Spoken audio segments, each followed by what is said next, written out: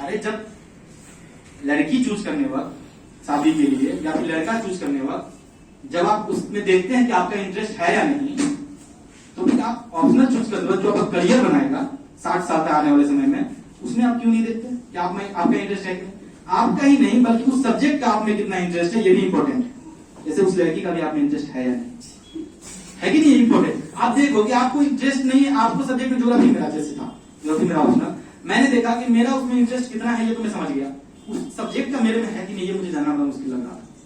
फिर मैं जब उसको देखा, पढ़ता गया, समझता गया, तो समझ में आया कि नहीं ये सब्जेक्ट मुझे खींच रही है अपनी तरफ। इसका मतलब है मेरा भी इंटरेस्ट है और सब्जेक्ट का भी मुझे में इंटरेस्ट है। उसके बाद आपका ग्रेजुएशन क्या था सर? ग्रेजुएशन मेरा मान लो कि माइनिंग इंजीनियर IITBHU से। अब जब मैं इंजीनियर हूँ, माइनिंग तो ऑप्शन में था ही नहीं, मुझे चैम्बर में मतलब वहाँ उन्होंने पूछा था इंटरव्यू में कि आपने इंजीनियरिंग से इधर आर्ट्स वाले सब्जेक्ट को लिया, क्यों लिया? आप अपने इंजीनियरिंग का सब्जेक्ट क्यों लिया? मैंने बोला सर माइनिंग ऑप्शन में था। पहली बात। दूसरी बात, सर ज्योग्राफी मुझे लगा कि इंटरकनेक्टेड सब्जेक्ट है, इंटरकनेक्टिंग है, और इसमें साइंटिफिक सब्जेक्ट थोड़ा यही लगा बाकी सब्जेक्ट्स में, बाकी आर्ट वाले सब्जेक्ट में। तो बोला साइंटिफिक तो फिजिक्स की है, केमिस्ट्री है, मैथ भी ले सकते थे। मैंने बोला सर उसमें इंटरेस्ट नहीं है, इसलिए मैंने इसको। तो वो ना कहीं इंटरेस्ट था जो मैटर किया, जो आपको सब्जेक्ट को चूज करवाता है, यही होता भी है। आप देख लो, तो आप इस तरह से सोचो, उसको देखो कि सब्जेक्ट का क्या इंटरेस्ट है, ग्रेजुएशन में आपका क्या था, ग्रेजुएशन में आपके किस लेवल के आप सोचती समझते क्या चीजों को, वो सब देखना पड़ेगा सर।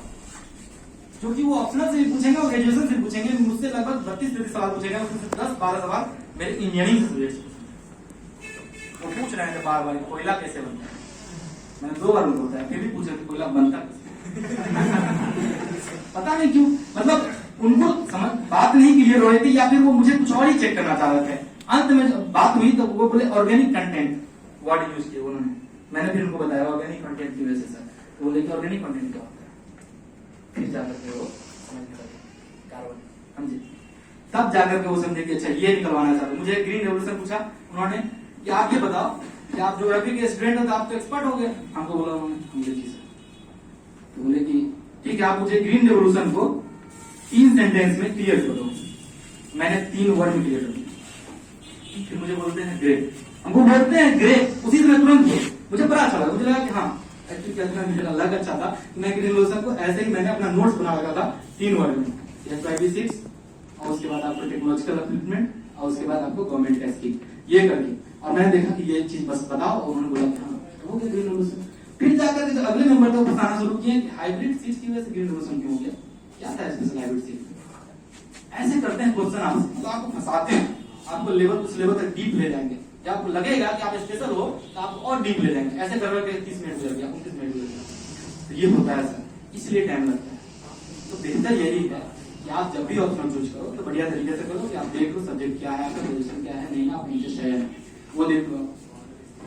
मेंस वगैरह क्या है सर कि मेंस बहुत ही मतलब है ना, आप समझिए कि इजी भी है, टफ भी कर सकते हैं आप उसको। अगर प्रैक्टिस आपकी अच्छी है तो दैट्स इजी, फिर इजी लगेगा आपको मेंस।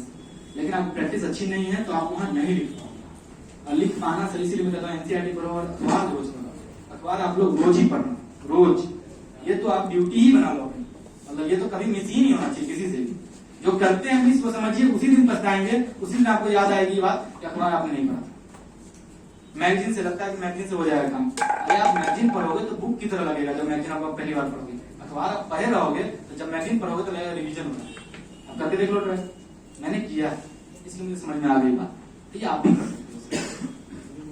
बस यही सब बात है, और ध्यान रखिएगा, मतलब पॉइंट ये है कि आप लोग पढ़ें, मेहनत करें, बने, ये फासला आप भी तय करें और कर सकते हैं आप लोग, मुझे पता है।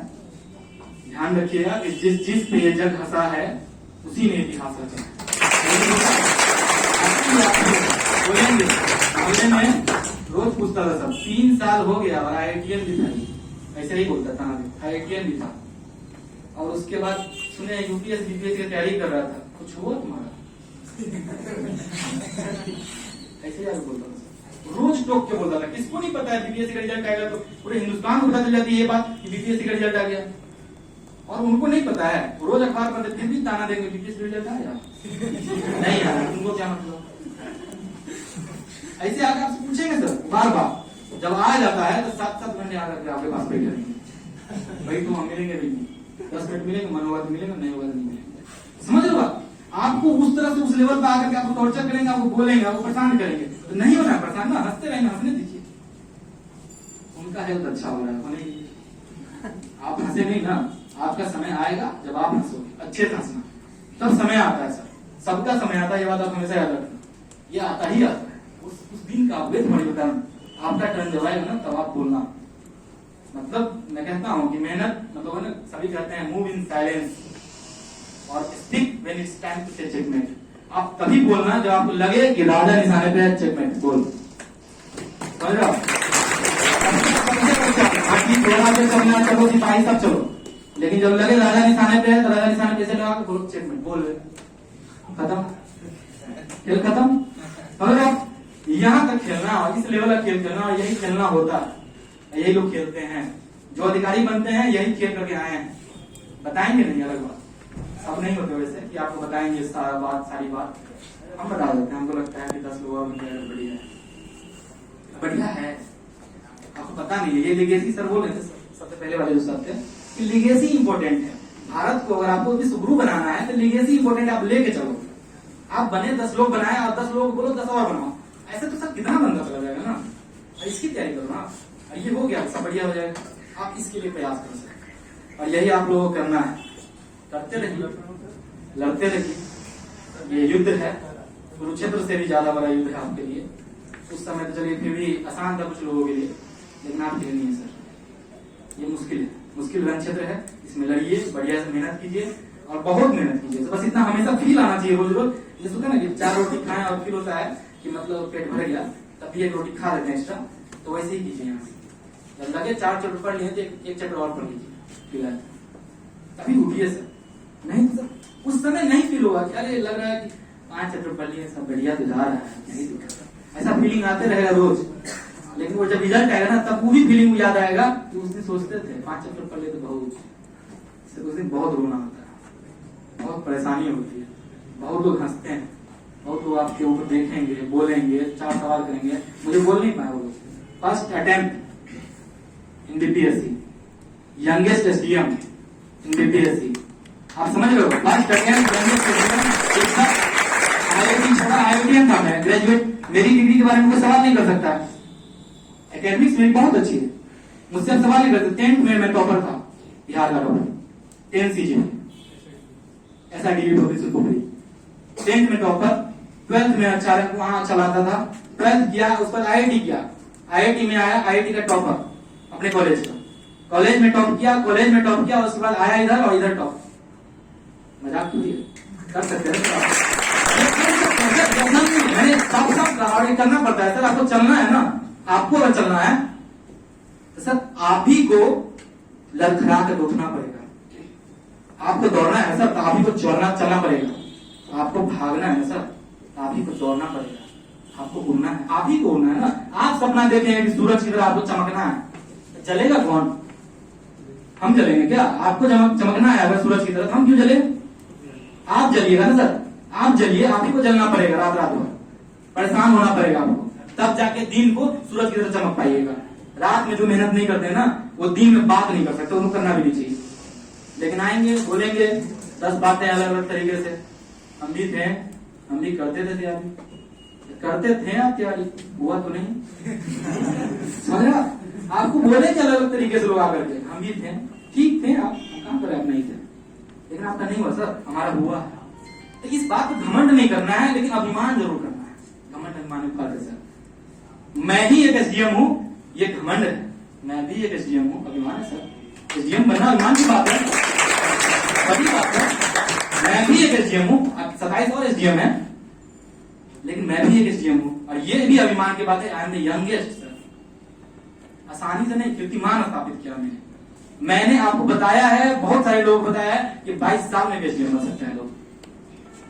जिस उम्र में आप सोचना शुरू करते हैं कि बीपीएससी की कोई चीज होती है, जिस उम्र में आप सोचते हैं कि नहीं बाहर जाना चाहिए पढ़ने के लिए, उस उम्र में बन गया मैं घर पे आकर। सर आप ही कर सकते हैं ना, ये तो आसान था ना, ये सबके लिए आसान था ना। मैंने फॉर्मूला बता दिया, अब आगे करेंगे। मैं कुछ लोगों को देखता हूँ, मुझे मेरे यूट्यूब वीडियो से नीचे कमेंट में करते हैं, मेरा एसडीएम नसीम निजाम चैनल है, उसके नीचे कमेंट करते हैं कि I will be the next youngest SDM. हाँ जरूर सर, आप बन सकते हैं, डेडिकेशन दिखाइए उसके लिए। करिए ना, आप करिए ना, हम आपको तैयारी तो करवाते ही हैं, आप करिए। टॉप 10 बैच में आइए, आपको हम मजाक नहीं कर रहे हैं, आई विल डू दैट।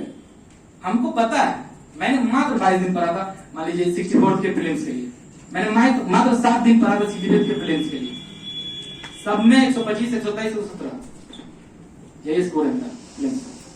आसानी से नहीं आएगा। 97, 96 कटअप जाता है, मैंने कटअप कभी देखा ही नहीं, सोचा ही नहीं कटअप के बारे में, कटअप के बारे में सोचो ही नहीं।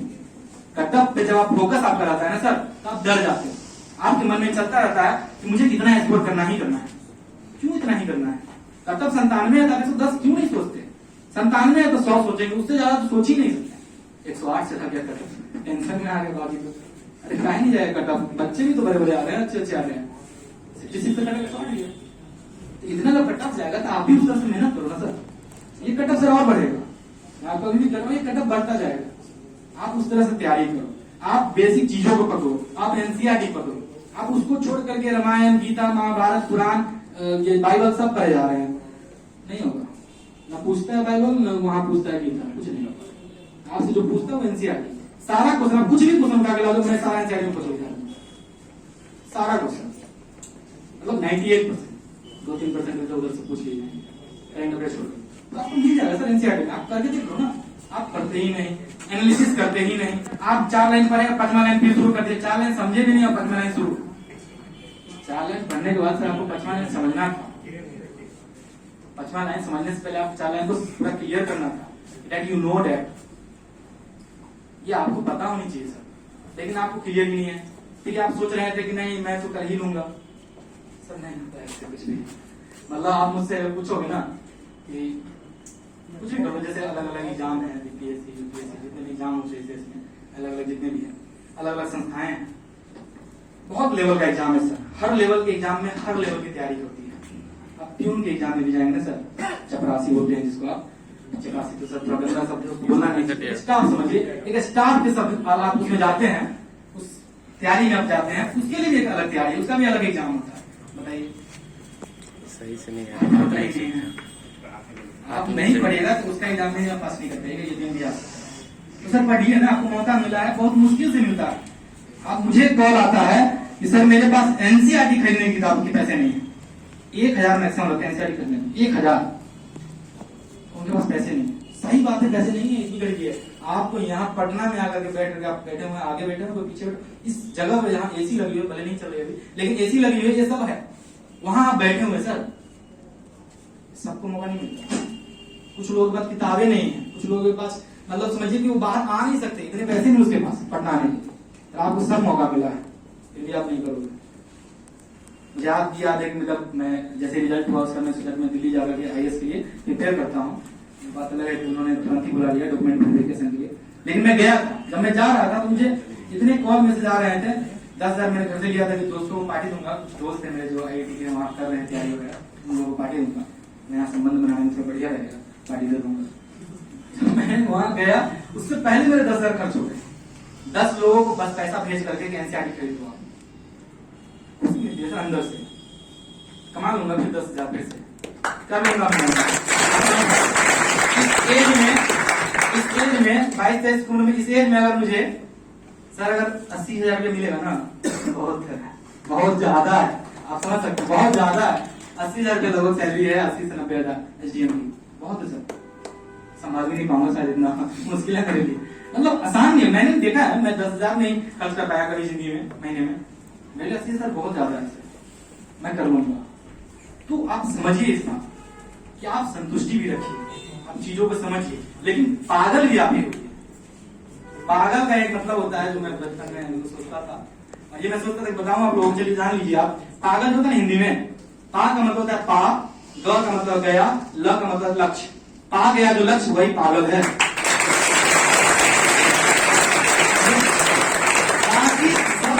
कुशाग्र बुद्धि क्या है, कुशाग्र ही रहिए, कुशाग्र बुद्धि के, सलामत है कुशाग्र बुद्धि, कोई फायदा नहीं उसका। पागल बनना पड़ेगा सर, उसके लिए लड़ना पड़ेगा, मरना पड़ेगा। आप एक बात याद रखिएगा सर, स्वर्ग अगर आपको देखना है ना, स्वर्ग अगर आपको चाहिए ना, तो मरना भी आपके पड़ेगा। स्वर्ग आपको चाहिए, मरे हम नहीं मरेंगे, स्वर्ग आपको चाहिए तो आप ही मरिएगा ना उसके लिए। स्वर्ग में जाने के लिए मरना पड़ेगा ना सर, तो मरिए, मेहनत कीजिए, लड़िए, प्रयासरत रहिए, यही करते रहना होगा, लड़ते रहिए, बस इतना ध्यान रखिएगा। फाइनल चलिए 1-2 क्वेश्चन हम लोग ले लेते हैं, था तो नहीं प्लान, लेकिन चलिए 1-2 क्वेश्चन कोई भी एक लड़की से एक लड़का से पूछ लीजिएगा। लड़का से मैं जिसको बोलूंगा वही नहीं, दिमागी बहुत सारे लोग हैं, जो सबसे ज्यादा शांत बैठे होंगे उन्हीं से पूछूंगा। आप बताइए रेड सर, आप कोई क्वेश्चन पूछिए। क्वेश्चन मतलब ये नहीं पूछ लीजिएगा अशोक पिताजी का क्या नाम है, ये सवाल तैयारी कीजिए, मतलब क्या ये सब इस टाइप का क्वेश्चन पूछिएगा। ऐसे तो सर मैं हिंदी सब्जेक्ट का स्टूडेंट हूँ। मेरे दोस्त ने मेरे सेमिनार में लिया है जो मैं कुछ सीख सकूँ, आप लोगों की बातें सुन सकूँ, समझ सकूँ और उसी को लक्ष्य बनाकर आगे मैं मतलब चलो। तो मैं थोड़ा नर्वस हूँ सर कि मैं क्या पूछूं, क्योंकि मैं सर बीपीएससी तो पढ़ता नहीं। ठीक है, एक दोस्त बोले जो पढ़ते हैं पूछिए। जी सर, मैं आपसे काफी मोटिवेट हुआ। मैं जी सर सीतामढ़ी धन्यवाद। पूरे मतलब अनुमंडल नागपुर प्रखंड से हूँ। अच्छा नागपुर में यस सर। बोलिए। तो सर मतलब मेंस में मतलब ऑप्शनल पेपर या फिर कोई भी पेपर होता है उसमें मतलब जो भी शब्दों का चुनाव मतलब कितना इम्पोर्टेंस रखता है? हाँ सर, ये एक सवाल है जो सच में इम्पोर्टेंट है। और सर मतलब इसको पॉइंट वाइज मतलब इसका आंसर लिखा जाए या मतलब पैराग्राफ पॉइंट वाइज ही लिखना चाहिए, उसका तरीका है, उसका मतलब भी है। पॉइंट वाइज आप लिखते हैं तो पैरा लिखते हैं, उसका अलग मतलब है। जैसे कि मान लीजिए आपको सवाल पूछा गया, जैसे ज्योग्राफी आपको मान लीजिए आपसे सवाल पूछ लिया गया फ्रंटोजेनेसिस के बारे में, तो हिंदी में नहीं बता पाऊंगा इसका क्या मतलब होता है फ्रंटोजेनेसिस का। चलिए साइक्लोन का हिंदी जानता हूँ इसलिए चक्रवात, ठीक, चक्रवात के बारे में आपसे सवाल पूछ लिया गया, तो आपसे अगर पूछिए चक्रवात बनता कैसे, ये सवाल है मान लीजिए आपसे, तो आप टेम्परेचर का कंडीशन दिखाएंगे, आप प्रेशर का कंडीशन दिखाएंगे, आप अलग अलग कंडीशन दिखाएंगे, वहां पर लैंड का क्या कंडीशन है उसको दिखाएंगे, उसके आसपास सी है कि नहीं, उसका मतलब कि वाटर का क्या इफेक्ट पड़ सकता है ये आप दिखाएंगे, अलग अलग जो कंडीशन है 4-5 कंडीशन वो आप दिखाएंगे, ये आपको पता है। ये आप अगर पैरा में लिख दिए तो हो सकता है कि कोई कंडीशन लिखा है आपने चारों लेकिन मिस हो जाए पढ़ने में, लेकिन आपने अगर पॉइंट वाइज लिखा है तो चारों पॉइंट साफ साफ दिख रहे हैं। और ज्यादा अगर आपको किसी को दिखाना है तो अंडरलाइन कर दी। अंडरलाइन करने से डरिए मत, बहुत लोग बोलते हैं कि बीपीएससी में अंडरलाइन करना गलत है, नहीं है गलत, मैं खूब करता था। और मेरे जो GS1 GS2 के मार्क्स है सर वो आपको रैंक 1 से ज्यादा है, आप जान लीजिए GS1 GS2 के मार्क्स मेरे टोटल रैंक 1 से ज्यादा है, तो सर आप कर सकते हैं। जब मेरे रैंक 1 से ज्यादा है तो मैं समझ जानता हूँ ना कि आपको रैंक 1 का मार्क्स कैसे लाना है, मैं वही जानता हूँ। तो अंडरलाइन आप कीजिए, आप पॉइंट वाइज ही लिखिए और शब्दों का चुनाव सब बढ़िया होना चाहिए। आप हिंदी में हैं और आप हिंदी में महत्वपूर्ण आवश्यक बस यही लिख के काम चला रहे हैं, जो कॉमन तरीका से हम लोग बात कर रहे हैं उसी तरह से आप लिख लीजिएगा तो क्या मार्क्स मिलेगा आपको, स्पेशल कहाँ है तो आप थोड़ा अच्छे से लिखिए ना सर, उस बात आप लॉजिक कीजिए, बढ़िया से लिखिए, शब्दों का चुनाव थोड़ा बढ़िया कीजिए। इंग्लिश वालों का क्या है, उसको फायदा हो जाता है, उसको फायदा ये है वो तो कुछ भी लिखेगा तो लगता है कि इंग्लिश है इंग्लिश साहब ना इसलिए बोल रहे हैं, मतलब ये है, ये लॉजिक है सर। क्यों लॉजिक है, क्योंकि हमने शुरू से हिंदी देखी है और हमारे सामने कोई इंग्लिश बोल जाए 10 लाइन इंग्लिश बोलने का इंप्रेस हो जाओगे, क्या बात है, सही है ये लड़का इंग्लिश बोल लेता, हम सुने इसको, हाँ ऐसे बोलोगे आपको अच्छा लगेगा। लेकिन खाली आगे हिंदी जाके चले जाए तो बोलेगा एसडीएम बन गया है लेकिन क्वालिटी नहीं है ये आएगा, मतलब ये तो बोलेगा समझे, लेकिन वो नहीं करना है ना सर आपको, वो आपको थोड़ा चुनाव होगा बढ़िया होना चाहिए, आपको समझ होनी चाहिए। लेकिन for the larger audience I am speaking Hindi, क्या कि ज्यादा ऑडियंस समझेंगे इस बात को, समझे, और हमको समझाने आए हैं, आपके सामने अंग्रेजी झाड़ने नहीं आए, स्पेशल बनने नहीं आए, तो इसलिए ये सब आपको करना पड़ेगा। चलिए अब लड़की से कोई आप पूछिए, आप ही को बोल रहे हैं, नहीं आपके आगे जो मास्क जिन्होंने हटाया उनके आगे, जस्ट आगे, पूछिए डरिए ना, नहीं डरिए नहीं। अच्छा एक और चीज जो लोगों के मन में रहता है शंका कि आप सोचते हैं कि पूछेंगे और कोई हंस देगा, मुझे अभी भी याद आ रहा है, एक बात याद आ रही है, इसे बता दिए वाक्य, उसी को मैंने ये शायरी को लिखा था और बोला था कि जिस पे जग हंसा है उसी ने इतिहास रचा है। ये पॉइंट यही है, जब मैं IIT में था 200 लोग वहां तैयारी करते थे उसके मेरे साथ बैच में, वो सब है ना, जब मैं सवाल पूछता था ना, मैं सबसे लास्ट में जो बैठा था और मेरे सवाल खूब होते थे, तो मुझे समझ भी कम आता था, उतना अच्छा नहीं था। हाँ तो मैं पूछ लिया था, ठीक, जब समझ नहीं आई तो पूछूंगा, पैसा दिया हूँ भाई, कैसे नहीं पूछूंगा, चोर कैसे बिहार से समझे, कहाँ पूछेंगे समझे। तो सब लोगों को लगता था कि मतलब ये पूछ ही रहा है, खाली पूछ ही रहा है, तो सब हम में हंसता था। और आपको मैं बताऊं उस बैच में सिर्फ मेरा ही सिलेक्शन हुआ, उस मतलब कोचिंग से मोशन आईडी में समय सिर्फ मेरा ही सिलेक्शन हुआ। सोच के देखिए, फिर मैं आया था कोचिंग में सेमिनार में, मैं ऐसे करके एक बार पहले चेक करके एक बार ऐसे हाथ करके शुरू किया था। समझ रहा, ये होता है सर। तो जिस पे जगह हंसा है उसी में ध्यान रहता है, ये रियल फैक्ट है। आप इसे ट्राई करो, अभी होता ही होता है, आप करना ट्राई ये चीज, तो ये होगा। आप हंसना भी मत, आप हंस लो, आएगा समय कि आप ऐसे ही रह जाओगे, हंसते ही रह जाओगे और आगे निकल जाएगा। और सलाह मुझे से डरिए मत, आपका अधिकार है sir. Article 19(1)(a) freedom of speech, बोलिए मैम।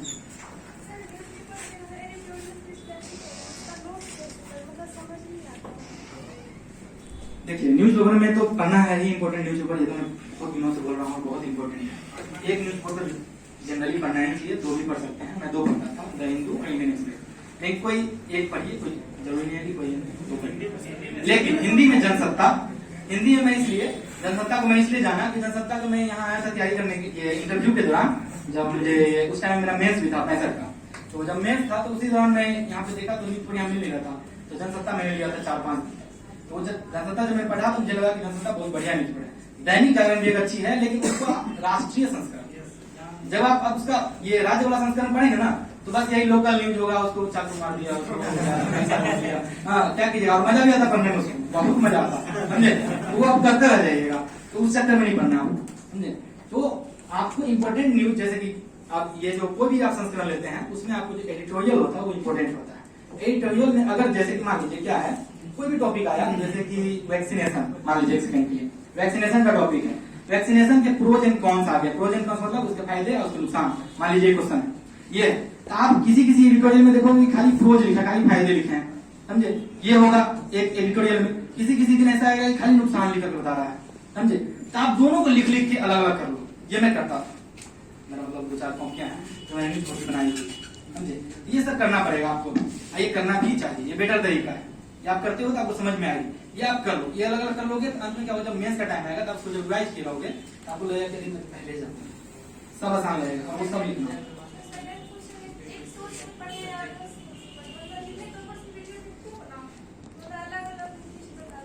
ये बात याद रखिएगा मैम कि 10 किताब एक बार पढ़ने से बेहतर है कि एक किताब 10 बार पढ़ने। आपको फायदा ही होगा इस बात का, आप ट्राई कर लीजिए, इस चीज फायदा ही होगा। एनसीईआरटी अगर आप 2 बार पढ़ लिए ना, और आपको जिस दिन कॉन्फिडेंस है एनसीईआरटी का आप महारथी हो गए हैं, हमारे पास आइएगा।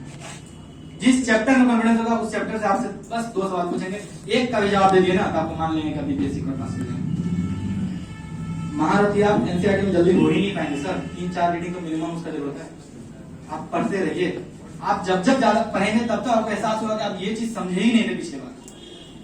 देखो हुंडी करके एक कंसेप्ट है, हुंडी वर्ड है, वो पूछे हुआ था क्वेश्चन कि मतलब वो क्या चीज से रिलेटेड है ना, हुंडी, हाँ क्या चीज से रिलेटेड है, कहाँ है नहीं है, ये एनसीईआरटी में लिखा हुआ,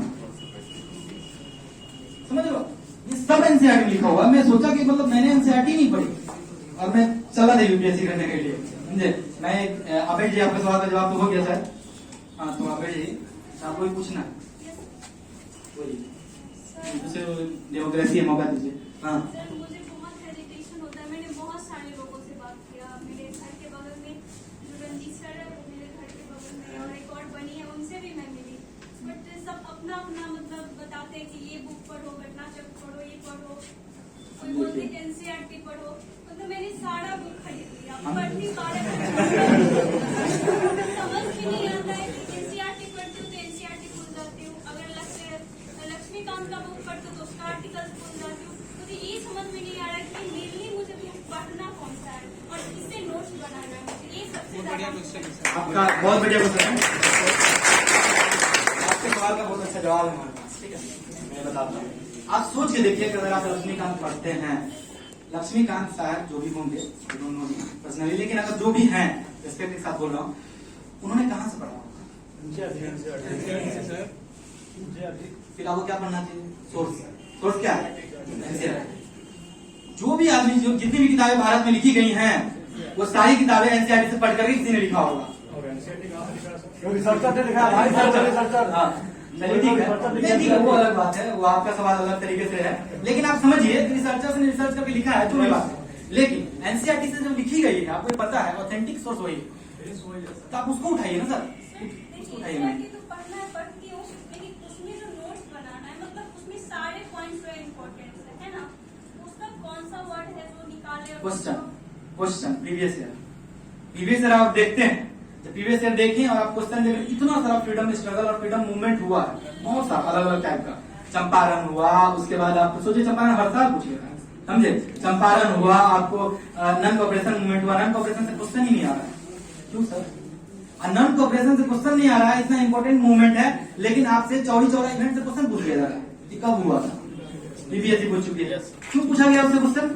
नन कोऑपरेशन मूवमेंट, इतना बड़ा मूवमेंट को उस इवेंट ने खत्म कर दिया, चौड़ी चौरा ने। उस इवेंट हुआ और गांधी जी वहां से बैठे बैठे बोले ना वापस ले रहे, सब का सब वायलेंट आदमी है इधर, समझे, वापस ले लिए। यानी वो इवेंट इंपॉर्टेंट है सर, इंपॉर्टेंट है मैम, ये आप समझ जाओगे। थोड़ा आकलन वही कर रहा हूँ, ये दिमाग, यही आपको करना है, विश्लेषण। ये अगर आप करने लगे तो समझ में आ जाएगी क्वेश्चन कहां से आता है। ये मैं करता था, मैं आपको बताऊं कि मैंने एनसीईआरटी ही क्यों चुना। ये इसके पीछे एक बहुत अच्छी कहानी है, कहानी ये है, कहानी सुनाने में मजा आता है। आपको मैं बताऊं कि मैंने देखा कि इसकी तैयारी करनी चाहिए, मार्केट में अगर उतरना है आपको ये पता होना चाहिए कि मार्केट में चल के रहा है, समझे, तब ना अपना प्रोडक्ट बढ़िया वाला बना कर लाइएगा और बेचिएगा, समझ रहे। जब अपना बढ़िया प्रोडक्ट बेचना है तो आपको पता होना चाहिए कि खराब कौन का है, खराब का कौन कौन है, समझे। जब भी पता है तो अपना बढ़िया बेच लीजिएगा। तो हम आए मार्केट में, आपको पता कि ये 9 बच्चा से मिले, 9 बच्चा, 9 जब 9 बच्चा से मिले और सबके सब फेलियर, कोई पास नहीं हुआ था, न यूपीएससी न बीपीएससी। उन लोगों से पूछे और उन्होंने बोले क्या क्या किताब पढ़ते थे भाई। जब सब किताब जाने, जब सबका किताब जान लिए 9 का, तो मुझे पता चला किसी ने एनसीईआरटी नहीं पढ़ा, तब ये फेल हो रहे थे भाई साहब। एनसीईआरटी उठाओ, तभी हम सोचे एनसीईआरटी उठाना है, तभी एनसीईआरटी हम उठाए। और उसका देखिए करते करते यंगेस्ट स्ट्रीम ऑफ बिहार, बोलिए भाई साहब। हाँ, और मीडियम लिखने का, राइटिंग प्रैक्टिस, हिंदी कितना अहम रहता है रैंक को? रैंक को बहुत ज्यादा असर नहीं करता है। एक मेंटालिटी है जो मन में बनी हुई, जो मैं थोड़ी देर पहले बता रहा था। मेंटालिटी है कि आप हिंदी, जैसे मैं बात कर रहा हूँ आपसे, और यही नॉर्मल भाषा में लिख दूं, तो जो पढ़ रहे हैं उसको लगेगा ना बहुत नॉर्मल बच्चा है, बहुत अलग नहीं लिखा है। आप अगर आकलन को विश्लेषण लिखते हो तो आप बेहतर वर्ड लिखे हो ना, विश्लेषण। लेकिन आकलन लिख दिए जो नॉर्मल बात है, चाहे आकलन को और गांव की भाषा में कुछ और लिख लीजिए, वो बोल दिए तो और बेकार है। आत्म परीक्षा लिख दिए, अरे भाई आत्म सब जानता था, मतलब सेल्फ परीक्षा मतलब ये, मतलब जान आत्म परीक्षा, दोनों वर्ड को जोड़ करके आप लिख दिए, एक नया वर्ड बना दिए, ये तो नॉर्मल वर्ड लिख दिए ना। लेकिन आप आत्म विश्लेषण लिख दिए और बढ़िया से लिखिए, समझे। यानी कि आप शब्दों का चुनाव बढ़िया अगर किए हैं तो आप बढ़िया तरीके से लिख पाएंगे। ये एक मेंटालिटी है, असर नहीं पड़ता है। रैंक 1 भी हो सकता है। इवन आपको पता होना चाहिए कि निशांत जैन जो आईएएस थे, वो ये आपको भाई हिंदी से कोई भी हो सकता है, फर्क नहीं पड़ता इस बात से, ठीक है। बाकी अब सवाल मेरे ख्याल से सब हो गया, अब मैं विदा लेना चाहूंगा सर, हम लोग बाद में बात कर लेंगे। दूसरे फैकल्टी भी आएंगे, अभी उनसे भी आपके पर्सनल। अच्छा चलिए लास्ट क्वेश्चन, नहीं लास्ट क्वेश्चन। जैसे यूपीएससी सिविल सर्वेंट की तैयारी में कभी टाइम ज्यादा हो जाता है, कभी कम लग जाता है, तो क्या हमें प्लान बी भी रखना चाहिए? हाँ plan B, plan B important है सर, इसलिए इम्पोर्टेंट है। अगर नहीं इम्पोर्टेंट होता ना सर, तो कोई है कि क्या नाम था उसका, अभिषेक शर्मा, जो वो बन जाते हैं, और नहीं तो संदीप भैया बनकर रह जाएगा, समझे। वो बेहतर है कि संदीप भैया अगर बनना है, प्लान बी एक रख के रहिए तो आराम से हो जाएगा, इनकी भी नहीं जाएगी और आपको ये भी मिल जाएगा, समझे। अगर आप प्लान बी रखते हैं सर, आपके लिए बेहतर है, जैसे मैं रखता हूँ, ये बेहतर तरीका। ठीक है, चलिए विदा लेते हैं, आप सभी को फिर से धन्यवाद सर। आपने मतलब हम सभी छात्रों को स्ट्रेटजी, संघर्ष, अपने कैसे तैयारी करे बेस्ट वे में बताया है। बहुत मिशन 50 कैसे